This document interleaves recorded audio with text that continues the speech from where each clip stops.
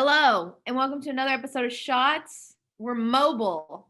I'm in Slovenia. Max is in Los Angeles. It's 100 degrees here, and you're in Slovenia because this is Shots, a film review podcast by filmmakers, and you're making a film. Exactly. Oh, and we'll review mine hopefully in a year. Yeah, but I'm sure it's going to be a hit. And we'll be reviewing yours because you did a movie this summer. That's true, I did. So impressive very beautiful stuff. People. Yes. Today though, we've still been watching movies, and today we're reviewing the 2022 A24 film X, starring writer and director T.I. West, starring Mia Goth, Jenna Ortega, Brittany Snow, Kid Cudi. I didn't know that. Henderson, and Owen Campbell. Yeah, that was Kid Cudi. You didn't know that the whole time? Oh, we have to cut that. I had no idea that was Kid Cudi. Yeah, but because when he does films, he doesn't use his stage name Kid Cudi. He uses his actual name. Dude, he was good. I know. It's been a big year for Kid Cudi because he did that doc earlier this year, and then he did a show, and now he's in this, which I honestly think for an artist, like a musician, to go and do immediately like an A24 film is so impressive to me, because like you could do a big movie, but to do like a little indie with A24 is kind of iconic in my book. Dude, Kid Cudi, he's always been a real one. Yeah. So, okay. One, this is based in Texas, but it was shot in New Zealand. Definitely a quarantine film. Learn that. I'll just dive right in. This is how I feel about X. We knew going in it was about porn and horror, and our two favorite genres. Two favorite genres. So many movies we do on here is like a hard R, and it's got some porn or some like gore aspect. Fucking viewer or watcher had the strip club scene, which is just exactly naked women in cages. Hate to see it.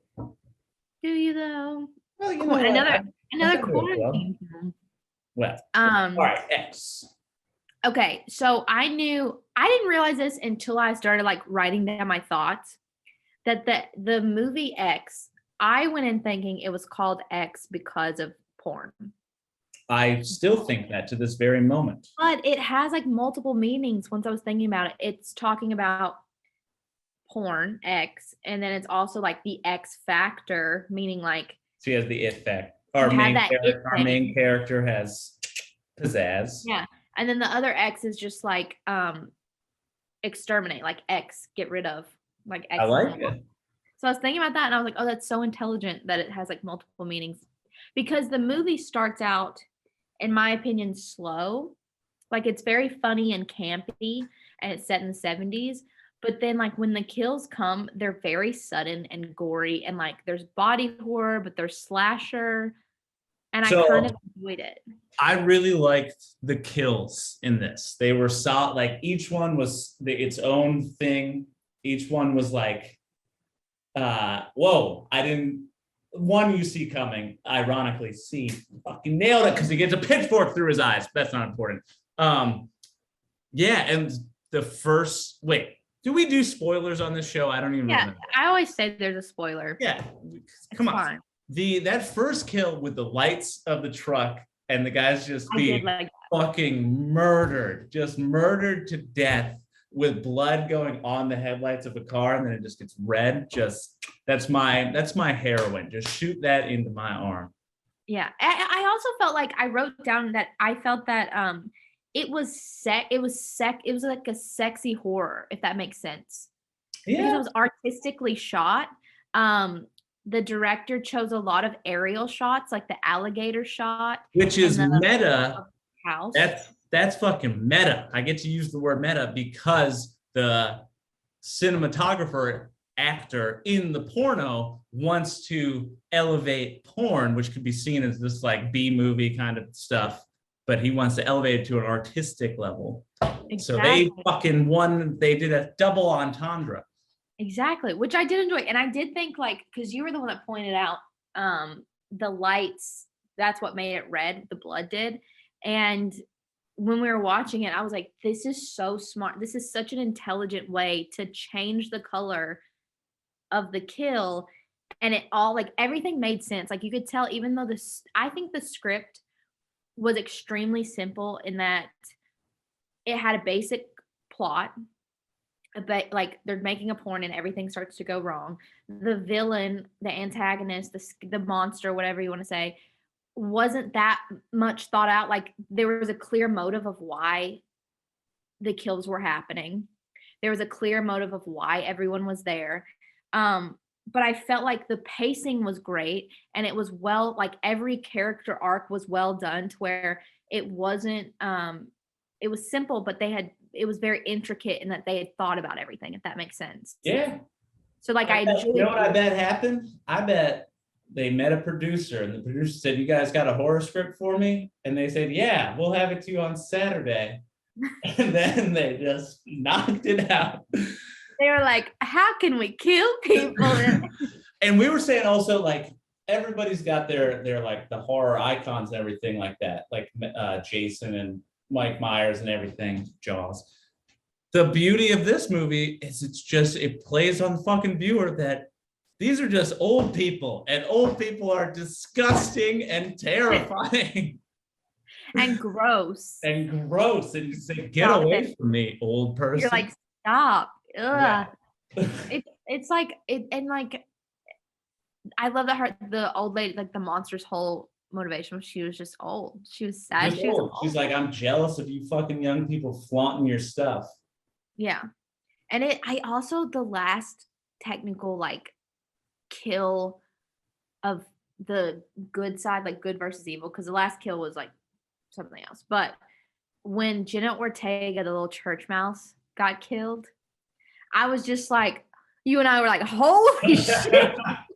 Dude. Like, the special effects were so good, and that's the only thing that made me upset is I love when B horror movies, even though it's A24, they do put the money into making like the special effects very real on set. Yeah. And you can tell it's not as much CGI, and you're just like, oh, that looked too real. That's a lot of blood, guts, murder. I love it. I can't wait. So, all right, this movie, as we're saying, it's pretty simple, and there's nothing wrong with that because they execute it well. And it's maybe the number one horror trope, because it's in 70s before cell phones. Like now a horror trope is you have to lose cell service. There's some lists on the internet of like every movie where the plot revolves around them losing cell service, which then again goes into movies now being like vocalizing like their fictional characters being like, how many horror movies start with people losing cell service? But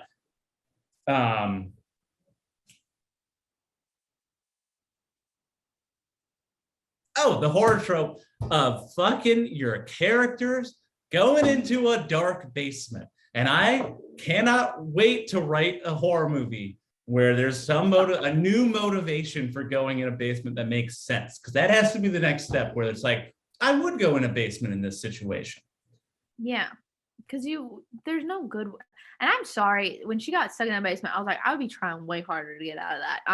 There were windows in the basement where it's like, just climb through those. That's the exact basement in my house where I grew up in, and we snuck through those windows. I also really liked I thought that special effects did great. I thought hair and makeup did a great job. I liked the wardrobe. Just some hippies out there. Some hippies. I do wish though there was a little less smut and like a little more torture. That's fair. Because I feel like the first real murder, which was the first kill, there was a lot of like like stuff with the alligator and stuff like early on, but we didn't see it until the first guy was killed, and that was like a little bit into the second act. And I like the second act always to start out with like a strong kill. Well, I was okay with that kill. I liked the build up, and they did fine, like good. They did better, not better than us, but like the build up of, these are not the first kills in this fucking world, because Church Mouse gets locked in the basement and sees that there's a strung up naked guy. So that moment is terrifying in itself. It's the similar in Silence of the Lambs when the girl is in the well and she sees that there were other fingernails and she fucking wails. Yeah. And so like that is a terrifying concept, realization. And then Kid Cudi, when he's in the woods with the old guy and he like sees that there's another car in the woods. Yeah. I would have done a little, like maybe another, just like that bill. It was enough. Like I said, it was good. It was fine. Maybe a little bit more beats in there. A couple more beats of the realizations of these characters being like, oh, we are in hell right now. Like we're in trouble. Because they just started getting taken out one by one and none of them realized the other ones were getting taken out. Yeah. And I think, and I like that. There was like, how did the blonde, how did the whore get killed? By an alligator. Right. Oh yeah, the old lady pushes her in. The other thing, all right, so we're gonna get nitpicky again. The old people have a gun, which helps and hurts them at some point. So like old people with a gun always wins. The great equalizer. But many times I'm like, yo, fighting 100-year-old person, all you have to do is like, get away from me. Yeah. So they do, obviously they work around that and like, either they're not expecting to get killed or they do sneaky kills. But let's talk about a character I liked. I liked them all, but I liked the director guy, the kind of just slimy. Scumbag. He's a scumbag. He was good. Like, he's not an unknown actor, but like, he's not an A-list guy. Like, you look at him, you're like, you're not A-list, your looks. But you play your role pretty well. Like, I believe you're a scumbag strip club guy. Yeah. And with the magic of like, we're gonna make you a star. Like, this is gonna be our big break. We're doing this together. This is how we make the money. He was good. I just like thought that was a good character, and then he dies because you gotta the scumbags die.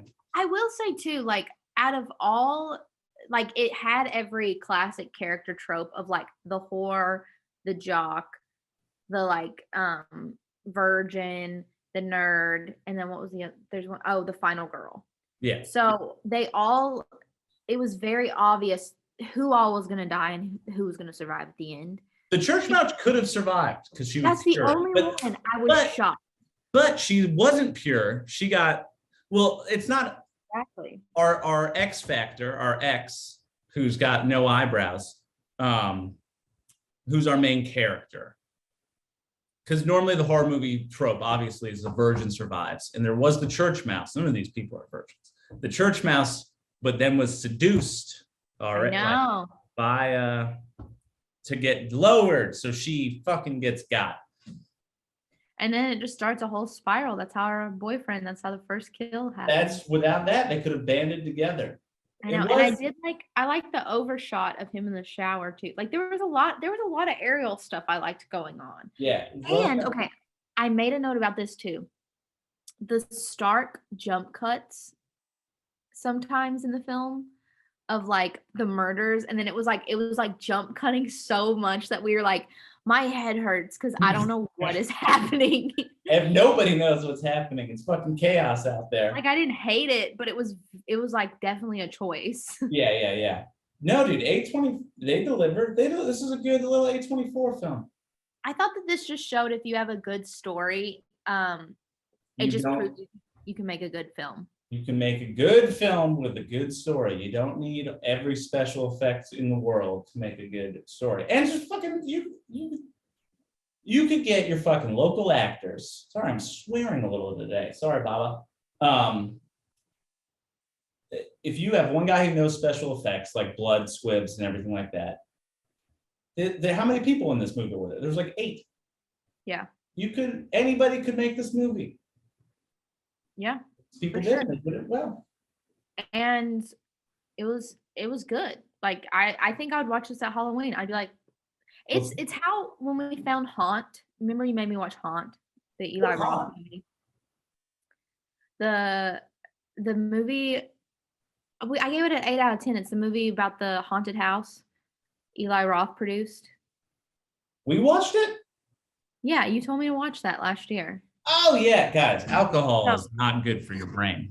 Oh, I love Haunt. I loved Haunt.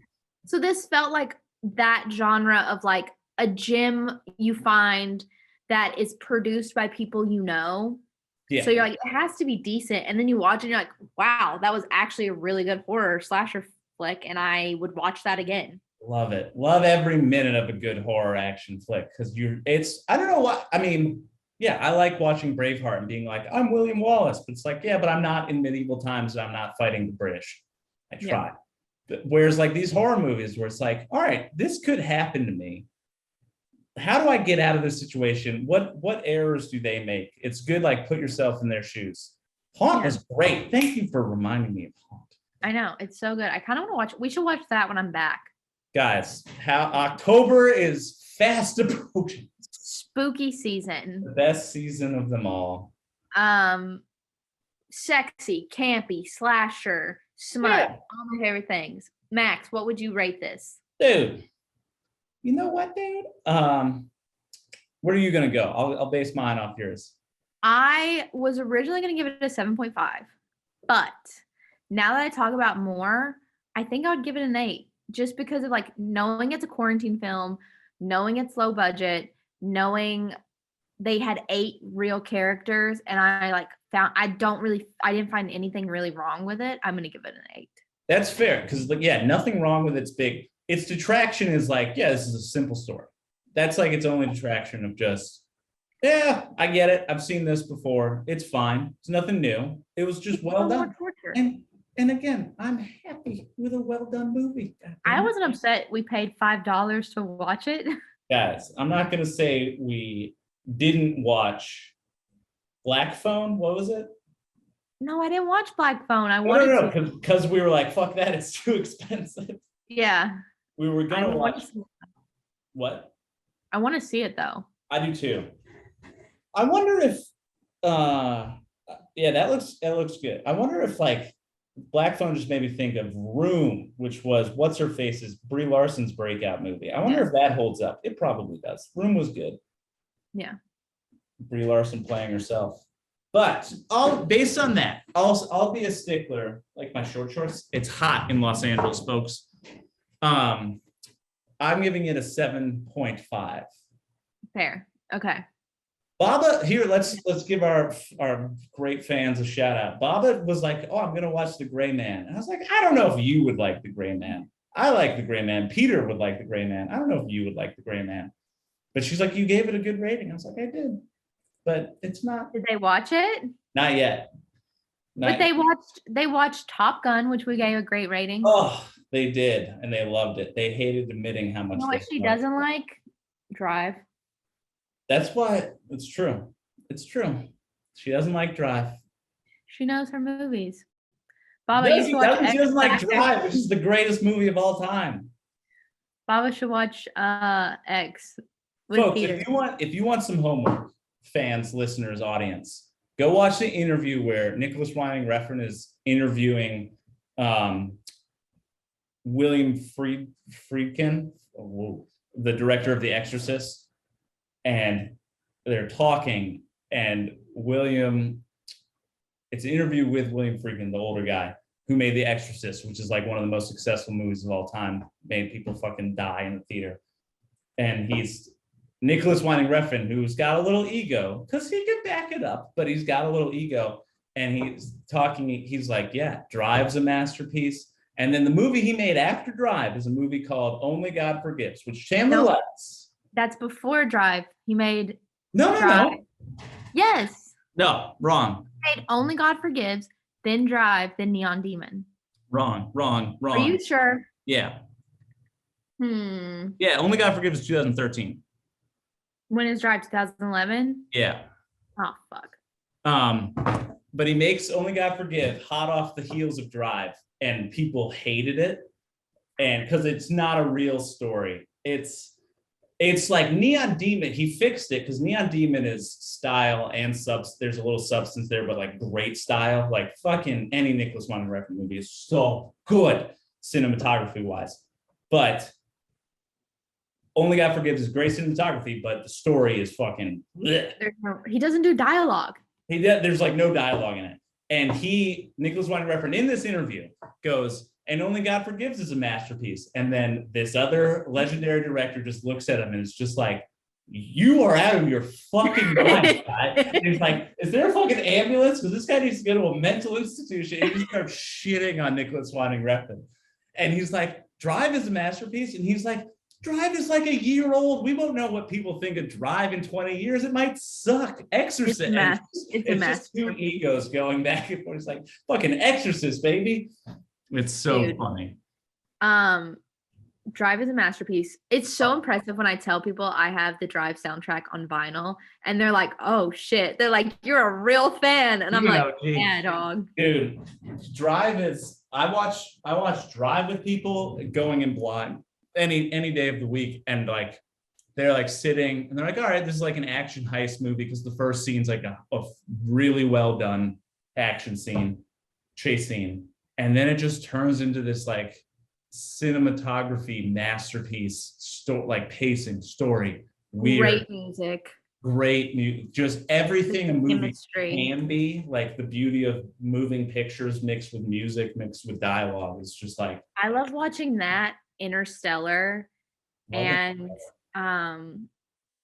what else do I like watching with people the first time? I like watching The Other Guys with people the first time just because I think it's funny. Nightcrawler, I love watching Nightcrawler with people the first time because they're like, what the fuck is this? They're like, I'm terrified of your choice of movies. Because I'm like, isn't this so funny? And they're like, no, it's terrifying. It's truly terrifying.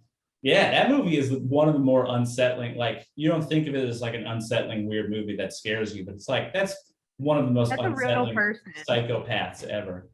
Yeah. But such is life. All right, team. Watch X. It's available. I'm starting to sweat. Oh yeah, we're repping our Ruck and Fountain out here. If you like cool shirts, hers is Drive, which I'm glad we got to. Mine's The Thing, which is another great masterpiece. Yeah. Go watch movies. This has been another episode of Shots. Yeah, it is. Fucking remote shots, baby. All right, I'm gonna stop recording. Bye. Stop recording.